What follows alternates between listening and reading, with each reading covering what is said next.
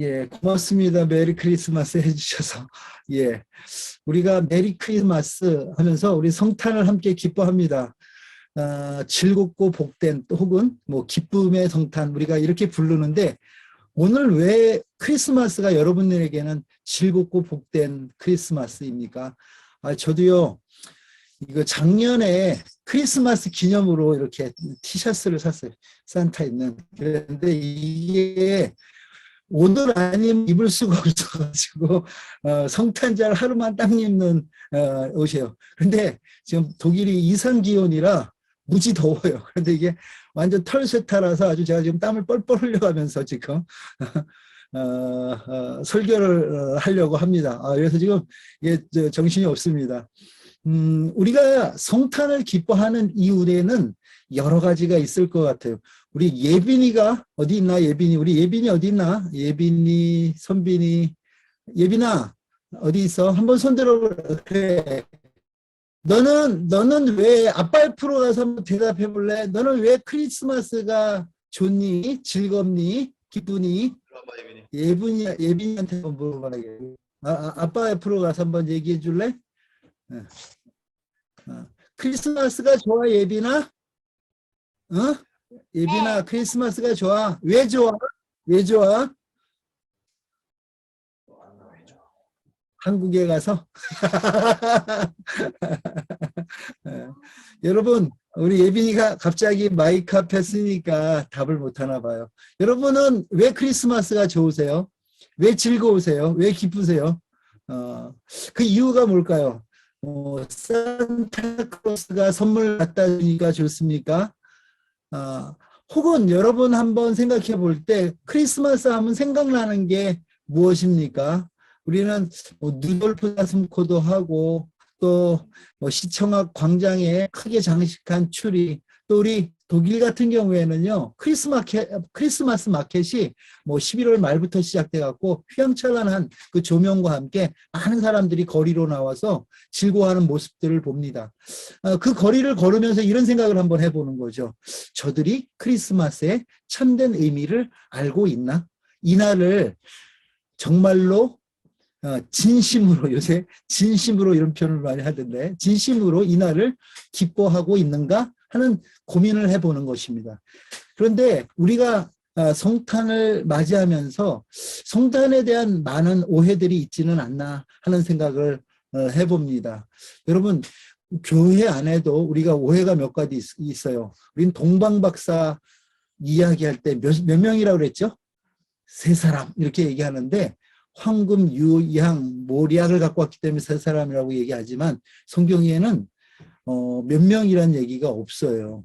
혹은 여러분 예수님께서 방이 없어서 말구유에 나셨다는 우린 얘기를 쉽게 하는데 사실 그 시대에 이스라엘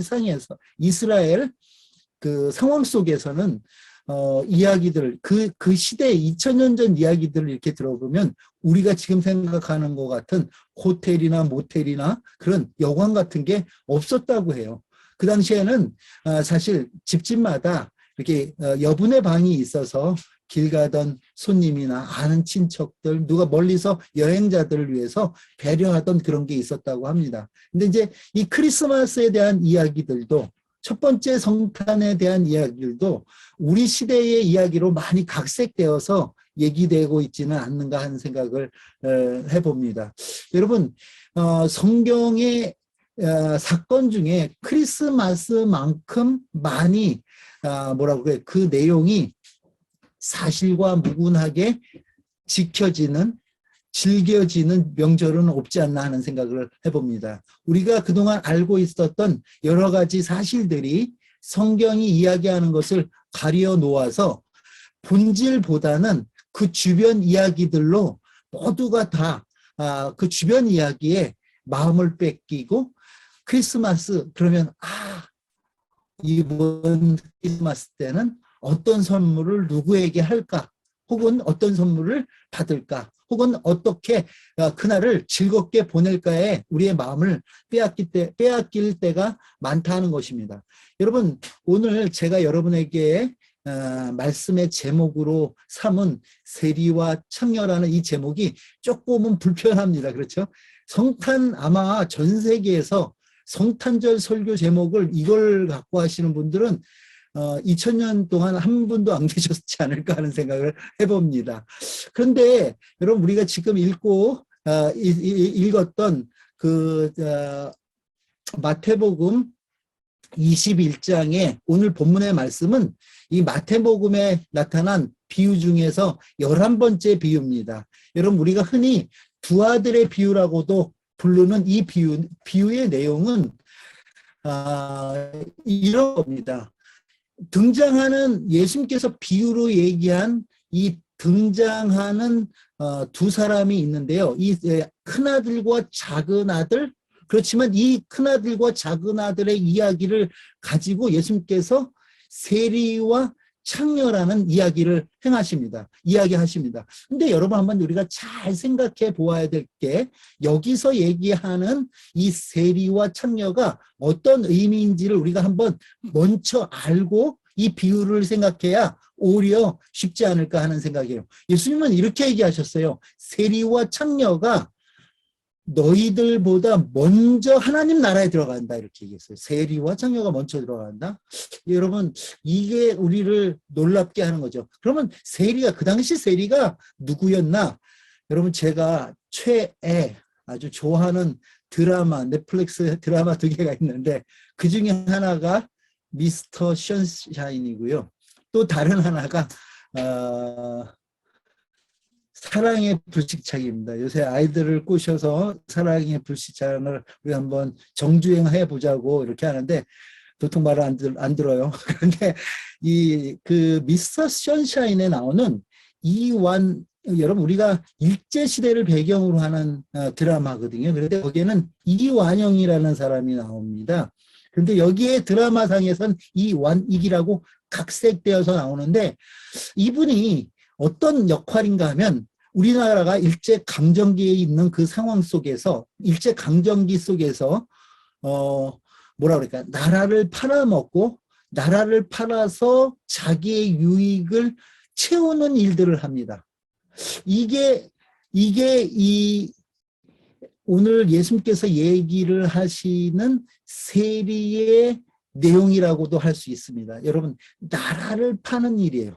무엇을 위해서? 자기의 유익을 위해서 나라를 파는 자들이다 이렇게 얘기해요. 근데 여러분 여기서 잊지 말고 하나 이렇게 클릭하고 넘어가야 될 게 뭐가 있냐면 여기서 클릭하고 넘어가야 될 게 뭐냐면 나라를 팔아서 자기의 유익을 얻는다 할 때 이 나라에 대한 개념을 여러분 이 당시는 세리는 이스라엘이라는 나라이지만 요거를 조금 우리가 지금 제가 제 설교의 순서가 올 때마다 계속 얘기하는 하나님 나라라는 개념 속에서 한번 여러분 생각해 보아야 되는데 하나님 나라라는 그 개념 속에서 그 나라를 파는 자가 있다는 거예요.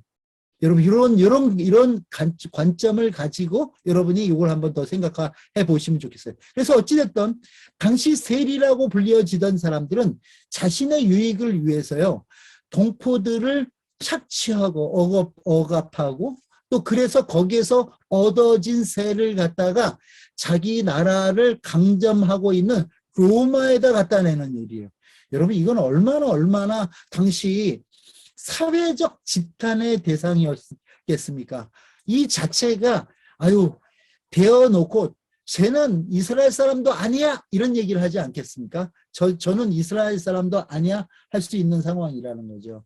즉 이스라엘이 당시 겪고 있던 국가적 상황을 생각할 때 온갖 착취와 억압과 또 그들의 어떤 뭐라고 이렇게 표현하면 한마디로 표현한다면요 이렇게 표현하지 않을까요? 이스라엘 나라 사람으로 자격이 없는 사람이야 이렇게 표현할 수 있는 그런 혐오의 대명사다 이런 거죠. 세리라고 한다면 여러분 이스라엘 사람이나 이스라엘 사람으로 여겨질 수 없던 자 그가 바로 그 당시 세리의 모습이었다 하는 생각입니다.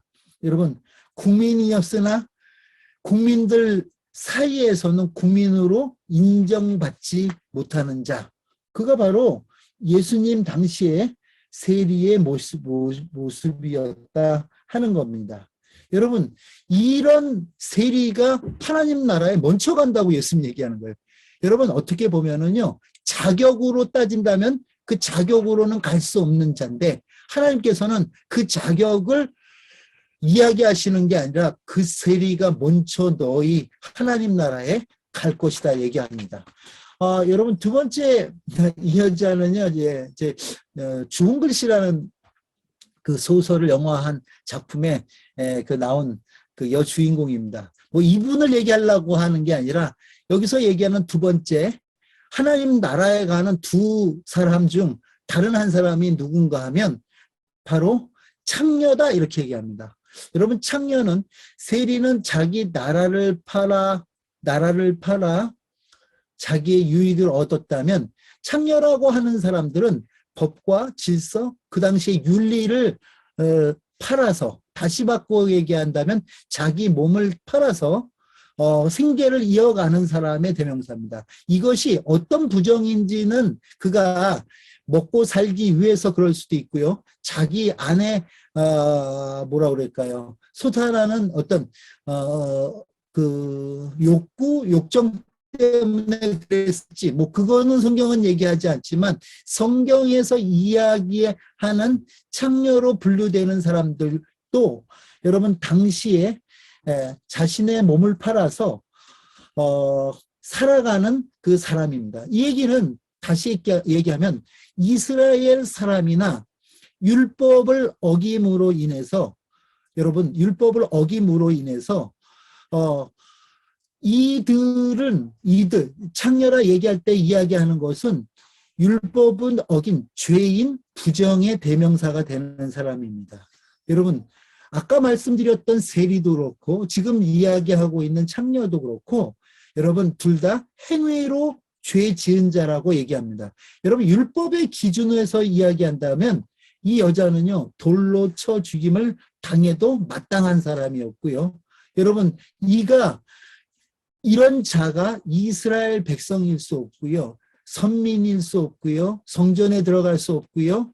하는 것입니다. 여러분 여기서 예수님께서 왜 그런데 이런 자들이 율법을 잘 지키던 바리새인이나 아니면 종교 지도자들보다 먼저 하나님 나라에 들어간다고 얘기했을까요?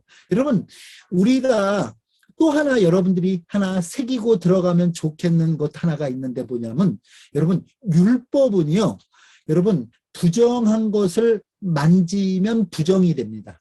쉽게 해서 죽은 시신을 율법은 부정하다 이렇게 정했기 때문에 그 시신을 만지는 것은 부정한 거예요. 혹은 혈류병이나 아니면 혹은 한센병 같은 것을 한센병은 율법이 부정하다고 그랬어요. 그런데 그 부정하다 한 어떤 병자를 만지는 것, 그 만진 자도 같이 부정해지는 거예요. 이게 율법의 기능들인 거죠. 율법은 부정을 얘기를 합니다. 그런데 그 부정으로부터의 치유, 회복을 얘기할 수 없는 것이 율법이라면 여러분 복음이 무엇인가 하면 여러분 복음은 부정한 것 가운데 복음이 들어가면 그것이 부정이 다시 정함이 되는 게 복음인 거예요. 여러분 우리가 잊지 말아야 될 게 하나가 있는데 자꾸 우리는 복음으로 구원받았다 하면서 우리의 삶을 율법에 메어놓는 경우가 많다고요. 여러분 이것을 바울은 갈라디아서에서 다른 복음이라고 얘기해요. 여러분 우리가 교회 안에 얼마나 다른 복음들이 많은지 몰라요. 여러분 부정한 여인을 예수님께서 홀리 터치, 사람들을 만질 때마다 병든 병자들을 만질 때마다 거기에서 기적이 일어났어요. 그 부정이 여러분 귀신 들린 자를 예수님께서 만질 때 홀리 터치할 때 그 귀신이 나가는 역사가 있었어요. 아픈 자들은 그 아픔으로부터 노임을 받는 게 있었어요. 여러분 이게 복음인 거죠. 여러분 우리를 부정하게 만드는 것, 이것은 바로 부정의 기준으로 우리를 부정 안에 넣어놓는 일은 율법의 일이지만 복음은 그 부정하다 할 수밖에 없는 우리를 그 부정으로부터 정함으로 이끌어내는 것이 바로 예수 그리스도의 의미를. 여러분, 그런 예수 그리스도께서 오늘 이 땅에 2000년 전 이 땅에 오셨기 때문에 우리는 우리의 행위로서 부정할 수밖에 없는 자들이지만 예수 그리스도가 오심으로 우리는 그 부정 때문에 죽을 수밖에 없었고 그 혐오 때문에 죽을 수밖에 없었고 우리는 그 나라 백성이나 그 나라 백성이라 이야기할 수 없었던 우리인데 예수 그리스도께서 이 땅에 오심으로 인해서 그 부정이 우리 가운데서 깨끗게 되어졌음을 여러분 믿으시기를 바랍니다. 그 역사가 시작한 거예요. 이 부정한 땅 가운데 하나님의 나라가 이제는 시작된 거예요. 누구를 통해서? 예수 그리스도를 통해서. 그래서 천사들이 이렇게 찬양하는 것 아닙니까? 이 예수 그리스도를 이 땅에 보내시는 그 하나님께는 이 일로 인해서 영광이고 그리고 땅 위에는 샬롬이 있게 되는 거예요. 여러분, 우리는 부정과 싸워야 되는 그 전쟁이 있었고 우리 가운데 그 어눌함, 이 땅 가운데 온전할 수 없는 그 부정 속에서 살아갈 수밖에 없는 저희들 가운데 여러분, 예수 그리스도가 오심으로 인해서 영광 다시 받고 이 땅에는 평화, 피스, 샬롬이 임하게 되는 거죠. 여러분, 우리가 하나님 앞에서 어찌 우리 자신을 의인이라 얘기할 수 있겠습니까? 우리는 의인 될 수 없지 않습니까? 우리의 행함을 통해서 의로울 수 없는 사람 아닙니까? 그런데 우리가 의롭다고 할 수 있는 것은 오늘 2000년 전 오늘 예수 그리스도께서 이 땅에 오셨기 때문이다 하는 것입니다. 여러분, 우리 신 선생님 읽어주시겠습니까? 예수께서 그들에게 이르시되 내가 진실로 너희에게 이르노니 세리들과 창녀들이 너희보다 먼저 하나님의 나라에 들어가리라. 네, 세리들과 창녀들이 너희들보다 먼저 하나님 나라에 들어간대요.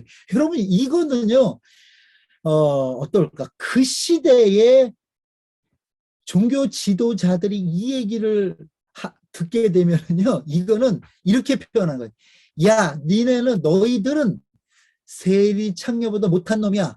여러분, 우리가 어떤 욕을 할 때 아주 이렇게 하지. 동물을 가리켜서 이야기하고요. 야, 너는 진짜 이완영보다 더 나쁜 놈이야. 나라 팔아먹는 놈이야. 이런 얘기하고 똑같은 얘기를, 이건 여러분 이게 고상하게 성경에 써 있어서 그렇지 예수님께서 지금 엄청난 욕을 하는 거예요. 엄청난 욕을. 이건 욕입니다. 그런데 이런 얘기를 하게 되는 배경이 뭐가 있냐면 이런 게 있습니다. 세례, 여러분 32절 읽겠습니다. 오늘은 거꾸로 밑에서부터 읽어갑니다. 예. 요한이 의의 도로 너희에게 왔거늘 너희는 그를 믿지 아니하였으되 세리와 창녀는 믿었으며 너희는 이것을 보고도 끝내 뉘우쳐 믿지 아니하였도다. 네, 보면은요 예수님께서 그렇게 이야기하신 이유에 대해서 이렇게 얘기하는 거예요. 요한이 의의 도로 너희에 왔는데 너희는 그것을 믿지 않았지만 세리와 창녀는 믿었다. 그러니까 지금 너희라고 얘기하는 종교 지도자들, 창녀와 세리로 이야기하는 부정한 자들의 차이가 있었다면 요한의 의에도, 즉 요한의 세례를 믿고 받느냐 믿지 않고 받지 않느냐에 대한 것으로 얘기했어요. 여러분, 그러면 왜 세례 요한의 세례가 의미하는 것은 무엇입니까? 세례 요한의 세례가 의미하는 것은 성경에는 세례에 대한 얘기가 한 3번 정도 나와요. 그런데 첫째는 이 세례 요한의 세례가 있고요. 3가지 세례가 있는데 두 번째는 예수님의 이름으로 받는 세례가 있고요. 세 번째가 우리가 잘 아는 성령 세례가 있습니다. 그런데 이 3가지 세례 중에서 첫 번째 세례인 요한의 세례가 의미하는 것은 한번 저를 따라해 보시겠습니까? 나는 죄인입니다. 다시 한번 크게 한번 따라해 주시겠습니까? 나는 죄인입니다. 나는 죄인입니다. 예, 아멘. 감사합니다. 이 요한의 의의 도라는 것은 무엇을 의미하냐면 나는 죄인입니다 하는 이 고백으로 받는 세례가 요한의 세례예요. 그래서 여러분, 요한이 요단강에서 세례를 베풀 때 수많은 사람들이 그 꼬리에 꼬리를 물으며 그 세례를 받기 위해서 그 자리에 나왔어요. 근데 그들이 그 세례를 받기 전에 했던 고백이 뭐냐면 바로 나는 죄인입니다 하는 고백이었어요. 여러분, 예수님조차도 그 고백을 하셨던 걸 여러분 아십니까? 이것은 마치 이렇게 생각하시면 됩니다. 제사장이 성전에 들어가 제물을 놓고 거기에 안수하고 기도하는데, 이 기도할 때 어떤 기도하냐면 우리 백성들이 가지고 있는 모든 죄를 이 제물에게 전가합니다 하는 그 의미를 가지고 있는 거예요.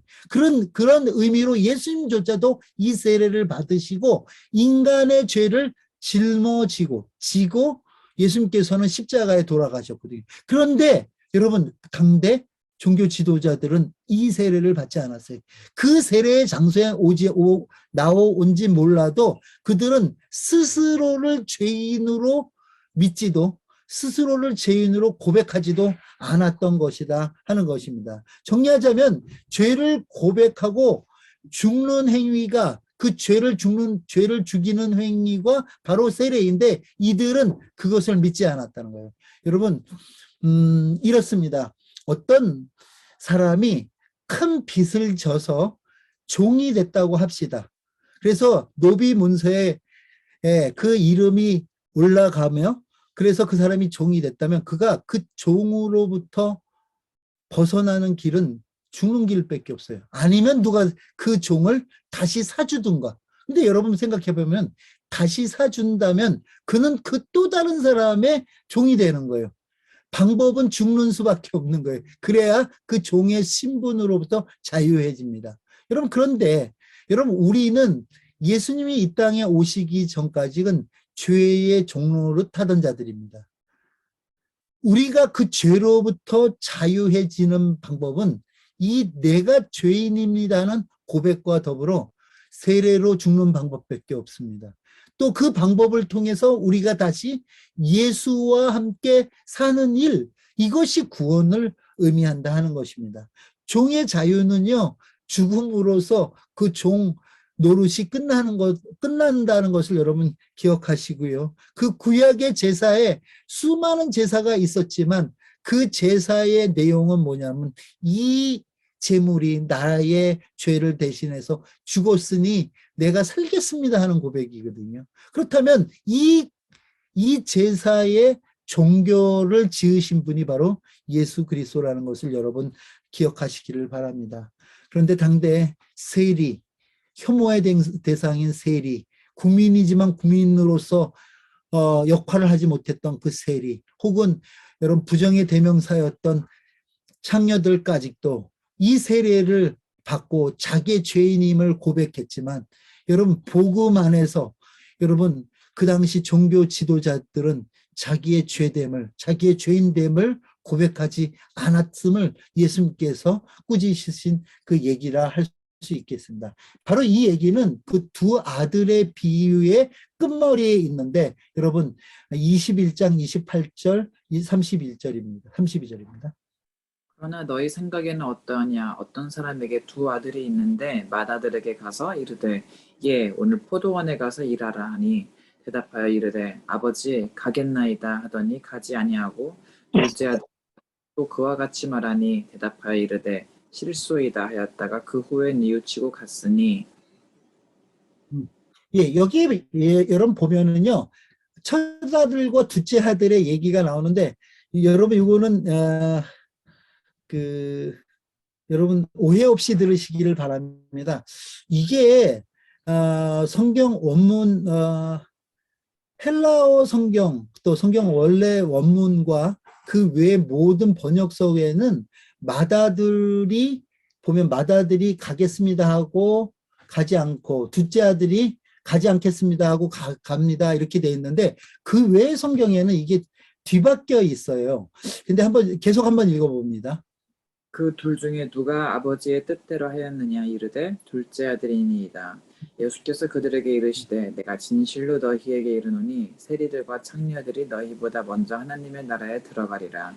요한이 의로 너희에게 왔거늘 너희는 그를 믿지 아니하였으되 세리와 창녀는 믿었으며 너희는 이것을 보고도 끝내 뉘우쳐 믿지 아니하였도다. 예.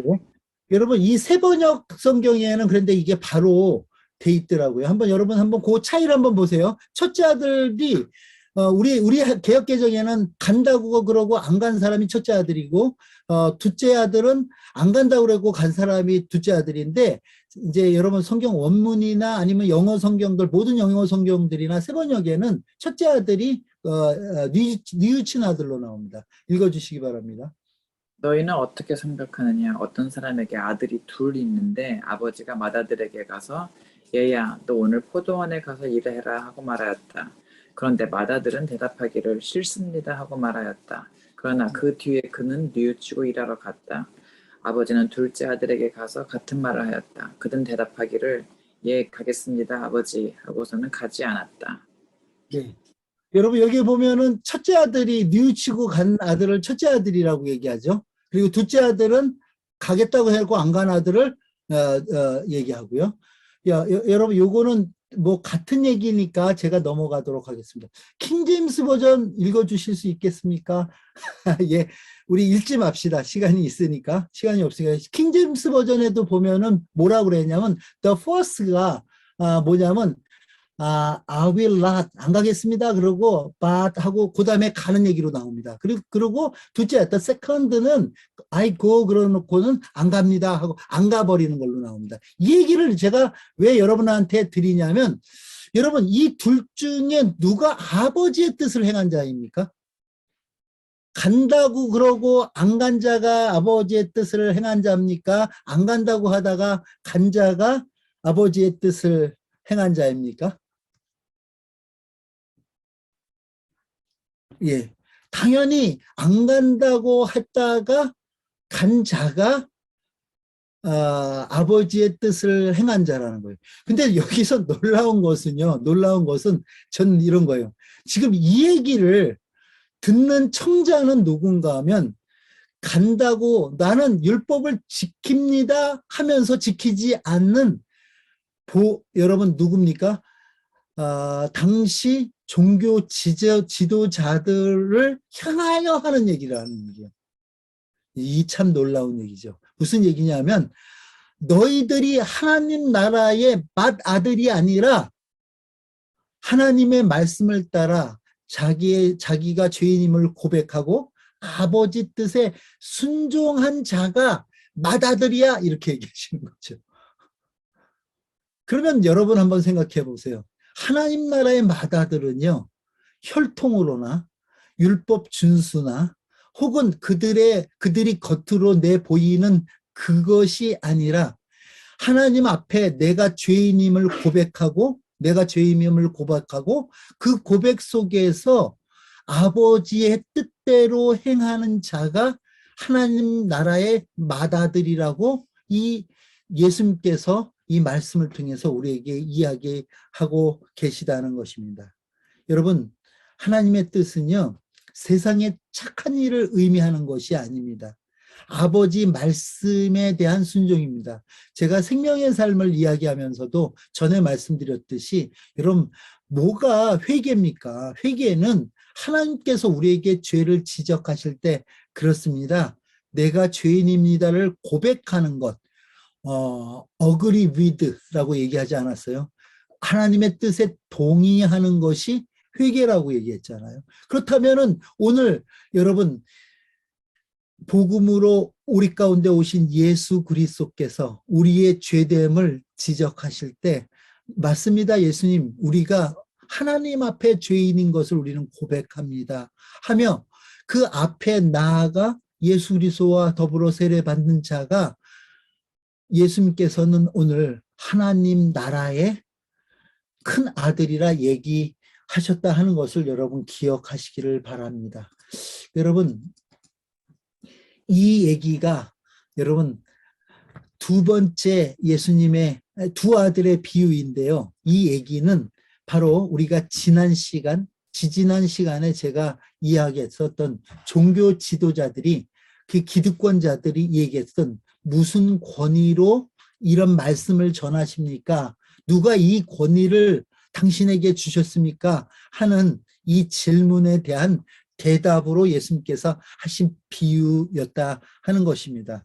여러분, 예수님께서 이 권위를 받으신 권위는 여러분 예수님 스스로 가지신 권위라는 것을 여러분 기억하시기를 바랍니다. 여러분, 예수님은 누구에게 권위를 부여받거나 혹은 그것을 차용하신 분이 아니라 예수님 자체가 그 권위의 중심이십니다. 그런데 말입니다. 예수님께서는 2000년 이 땅에 오실 때 여러분, 예수님은 하나님이신 하나님의 본체이시지만 그는 그 자기의 그 권위를, 자기의 권을, 하나님됨을 포기함으로 이 땅에 오셨다는 사실을 여러분 기억하시기를 바랍니다. 하나님은 이 얘기를 이렇게 표현합니다. 예수님을 기준으로 얘기한다면 왕의 자리를 버리시고 오늘 우리 가운데 오셨고요. 하나님을 기준으로 얘기한다면 자기에게 독생자, 하나밖에 없는 그 아들을 세상을 이처럼 사랑하사 우리에게 주신 것이 되는 것이죠. 다시 바꿔서 하나님의 사랑은 우리를 사랑하시는데 어느 정도 사랑하시냐면 자기 친자를 주셔서 양자를 삼는 사랑을 하셔요. 아니, 더 정확하게 얘기하면 친자를 죽임으로 양자인 우리를 자녀 삼아 주시는 그 권세를 우리에게 주셨다 하는 겁니까? 하는 것을 여러분 기억하시기를 바랍니다. 여러분, 제가 오늘 이 얘기들은 계속 지난번 얘기했던 그 권위의 얘기와 다 같은 얘기들인데 여러분, 오늘은 제가 이제 요 얘기를 먼저 하면서 오늘 말씀을 마치려고 합니다. 요한복음 17장 2절입니다. 아버지께서 아들에게 주신 모든 사람에게 영생을 주게 하시려고 만민을 다스리는 권세를 아들에게 주셨음이로소이다. 네. 여러분, 이 얘기는 무슨 얘기냐면 하나님 아버지께서 예수님께 주신 만민을 다스리는 권세를 주셔서 예수님께서는 2000년 전 이 땅에 오셨던 것입니다. 그럼 여러분 생각해 보시면 그 권세, 이 권위는 아버지의 것이에요. 그런데 그 아버지와 동등됨을 취하지 않으시고 이 땅에 오신 바로 예수님이 가지신 권위가 그런 권위 자체예요. 그렇기 때문에 대답할 수가 없었어요. 예. 그런데 그 예수님께서는 이 권위를 우리에게 위임해 주십니다. 12절입니다. 영접하는 자 곧 그 이름을 믿는 자들에게는 하나님의 자녀가 되는 권세를 주셨으니. 예. 여러분들은 예수 그리스도를 주인으로 영접하셨습니까? 여러분의 주인 되십니까? 여러분의 주인 되신 분은 아멘을 크게 아멘. 예. 여러분이 아멘 하시는 그 아멘이 의미하는 것은 여러분에게 하나님의 자녀가 되는 권세가 있다는 것을 의미하는 거예요. 여러분, 이게 얼마나 엄청난 일입니까? 여러분, 여기서 얘기하는 이 권세, 권위 다 같은 단어예요. 다 같은 단어예요. 이것이 authority라는 다 같은 단어예요. 여러분. 그러니까 하나님이 아들 예수님께 주셨던 그 권세를 예수님께서는 우리 가운데 하나님의 아들 되는 또 권위로 주셨어요. 예수 그리스도를 친자를 죽여서 우리를 양자 삼아 우리에게 그 아들의 권세를 주셔서 이 땅을 살아가셨어요. 뿐만 아니라 예수님께서는 이 땅에 계실 때 이 권세를, 이 권위를 여러분 제자들에게 죽으시고 부활하시며 승천하시기 전에 우리에게 똑같이 아버지께서 아들에게 주신 것과 똑같이 우리에게도 주셨다는 것을 여러분 잊으시면 안 됩니다. 마태복음 28장 18절에서 20절입니다. 예수께서 나와 말씀하여 이르시되 하늘의 땅과 모든 권세를 내게 주셨으니 그러므로 너희는 가서 모든 민족을 제자로 삼아 아버지와 아들과 성령의 이름으로 세례를 베풀고 내가 너희에게 분부한 모든 것을 가르쳐 지키게 하라. 볼지어다 내가 세상 끝날까지 너희와 항상 함께 있으리라 하시니라. 아멘입니까, 여러분? 예, 여기에 보면은요, 모든 권세를 우리에게 주셨고, 그렇기 때문에 우리로 하여금 모든 민족에게 가서 제자 삼고 아들과 아버지와 성령의 이름으로 세례를 베풀고 본부한 모든 것을 가르쳐 지키게 하라 얘기하시는 거예요. 뿐만 아니라 이런 약속을 해요. 내가 세상 끝날까지 너희와 항상 함께 하리라. 이게 오늘 우리가 성탄으로 지키는 임마누엘이란 단어 아닙니까? 아들을 낳으리니 그 이름을 예수로 하라. 그렇죠? 임마누엘이라 하라. 여러분 뭐예요? 내가 너희와 항상 함께 할 것이다 하는 이 약속을 예수님께서 승천하시면서 제자들에게 주셨다 하는 사실을 여러분 기억하시기를 바랍니다. 여러분 이 권세는 여러분 요한계시록 2장 25절 26절도 26절만 한번 읽어볼까요? 이기는 자와 끝까지 내 일을 지키는 그에게 만국을 다스리는 권세를 주리니. 네, 이 얘기도 계속 되어지는 교회를 향한 이야기고요. 20장 14절입니다. 자기 두루마기를 빠는 자들은 복이 있으니 이는 그들이 생명나무에 나아가며 문들을 통하여 성에 들어갈 권세를 받으려 함이로다. 네. 여러분 이 권위가 여러분 제사장들과 종교 지도자들에게는 자기 자신들에게 있었다고 생각했습니다. 그래서 성경에서 가르치는 일, 성경에서 예수님께서 병자를 고치고 성전을 정화하시는 이 일들에 대한 그 권위를 따라서 너희 왜 우리에게 허락받지 않고 이런 일을 해 하는 그들 가운데 권위의 본체가 본인이심을 이야기하며 두 아들의 비유를 통하여 천국, 즉 하나님 나라의 큰아들은 세리와 창녀와 같이 자기가 죄인임을 고백하는 자가 바로 천국의 큰아들임을 이야기하셨다는 것을 여러분 기억하셔야 됩니다. 그래서 예수님께서는 이렇게 얘기하지 않으셨습니까? 내가 온 곳은 의인을 구하러 온 것이 아니라 죄인을 구하러 왔다. 여러분 우리가 천국 백성 되는 일은 여러분 의로 와서 착한 일 해서 선한 일 해서 그 나라에 합당해서 우리가 가는 것이 아니라 그렇습니다. 하나님 우리는 죄인입니다. 우리의 죄를 우리는 우리 스스로 어찌할 수 없기에 우리는 우리를 구원해 주실 구원자가 필요합니다. 나는 내 문제를 내 스스로 해결할 수가 없습니다. 나는 내 문제를 내가 해결할 수 없습니다. 그래서 난 주님이 필요합니다 하는 그 자들을 위해서 예수님이 2000년 전 우리 가운데 오셨고 뿐만 아니라 그는 우리에게 하나님께서 아버지에게 주셨던 동일한 권위를 주셔서 우리로 하여금 생명으로 생명을 살리며 이 땅을 살게 하셨다는 것을 여러분 기억하시기를 바랍니다. 예수님이 이 땅에 오신 이유는 죄인을 구르러 오셨을 뿐만 아니라 우리를 죄인된 우리를 예수님의 자녀 삼아 하나님의 자녀 삼아 예수님과 같은 권세를 주셔서 우리로 하여금 넉넉히 이 땅을 생명 삶이며 살라고 이 땅에 오셨음을 여러분 기억하시고 성탄의 날 하늘에는 영광이고 땅에는 평화인 것은 우리가 이 소식을 전해 들었기 때문에 가능하다는 것을 여러분 기억하시기를 바랍니다.